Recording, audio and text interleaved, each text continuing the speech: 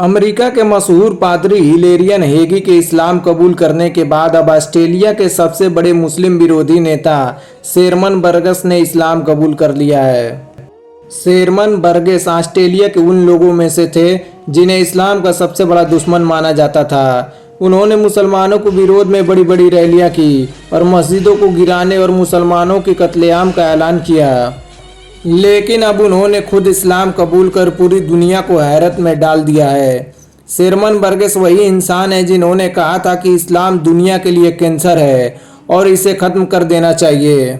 लेकिन हालात तो देखिए, शेरमन बर्गस जिस इस्लाम को मिटाने की बात कर रहे थे आज उसी इस्लाम के प्रचार प्रसार का काम कर रहे हैं। शेरमन बर्गस अमेरिका के मशहूर पादरी हिलेरियन हेगी की तरह ही कुरान में कमियां निकालने के लिए पढ़ना शुरू किया था, लेकिन कमियां निकालते निकालते वो खुद ही मुसलमान बन गए। शेरमन बर्गस ऑस्ट्रेलिया के मुस्लिम विरोधी संगठन यूनाइटेड पैट्रियट फ्रंट का हिस्सा थे।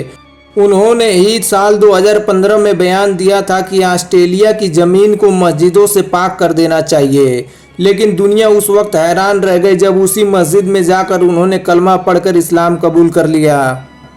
कौन है पादरी हिलेरियन हेगी जिन्हें कुरान की आयतों ने बना दिया मुसलमान?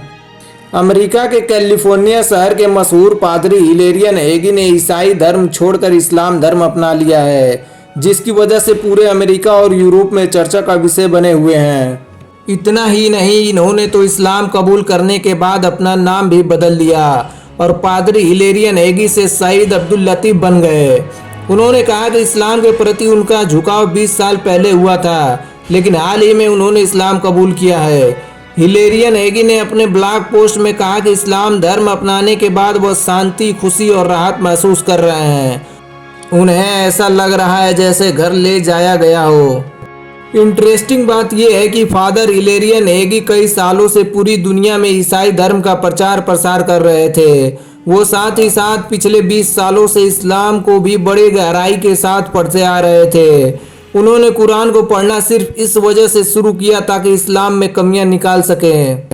लेकिन जब वो कुरान को धीरे धीरे पढ़ना शुरू किया तो उन्हें महसूस होना शुरू हो गया था कि शायद इस्लाम ही सच्चा मजहब है और इस्लाम ही सही रास्ता है। और आखिरकार 20 साल की लंबी रिसर्च के बाद इस नतीजे पर पहुंचे और उन्होंने खुले तौर पर पूरी दुनिया के सामने ऐलान करके इस्लाम धर्म कबूल कर लिया।